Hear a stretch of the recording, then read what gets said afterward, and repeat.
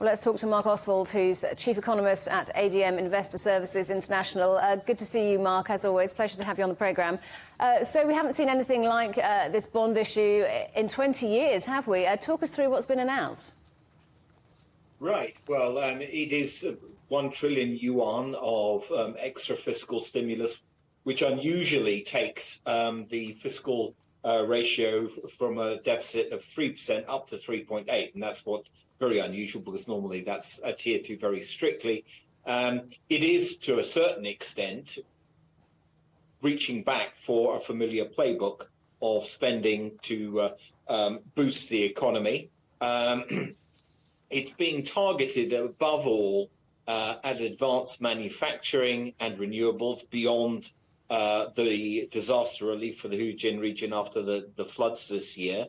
And it makes good sense. I think the most important thing people need to remember, by historical standards, while this single issue is large, this is not huge, it's not even big, but it's the intention with which it signals, which I think is the most important part. But equally, I would say it doesn't necessarily resolve a lot of the property sector issues. So what's been the reaction to it? How have markets in Asia and globally reacted? I think the market reaction was above all positive in Asia, because basically, to a certain extent, even countries such as South Korea and Japan, as much as people may not like to hear it, are to a certain extent satellites of the Chinese economy.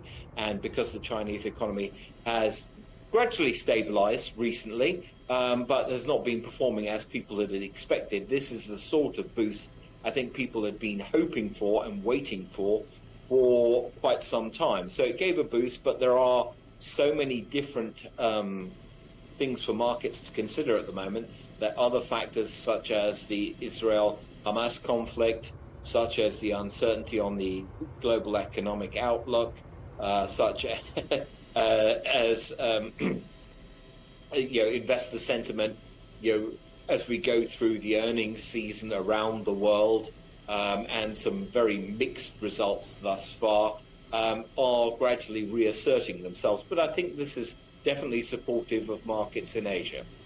So this bond issue, part of a range of new policy measures we've seen recently. Is that it, or is there more to come, do you think? I think there'll probably be more to come. It's a question of where is it going to be targeted? Well, we know we have some broad measures.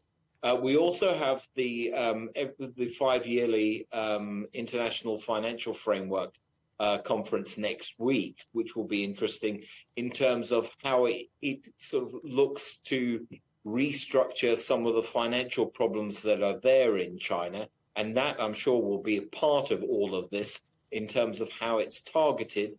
And, in terms of innovation for financing renewables and indeed in financing advanced technology manufacturing, which is clearly an area which is becoming ever more important, particularly given the tensions with the US.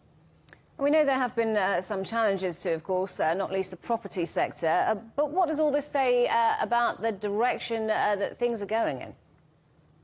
Well, I certainly think, the idea is that half of what is being raised will be spent this year, and the rest in the first half of next year. And I think it will definitely, that better momentum that we saw in the Q3 GDP data will gather some extra momentum in Q4. So Q4 should actually look quite positive. We may even get into the high fives, 5.5%, 6%. With this boost, and hopefully it will also, the fact of this intervention, this fiscal intervention, will also give a little bit more confidence to companies in China and more generally. Marc, good to talk to you. Thanks for joining us again today. That's Marc Ostwald from ADM Investor Services International.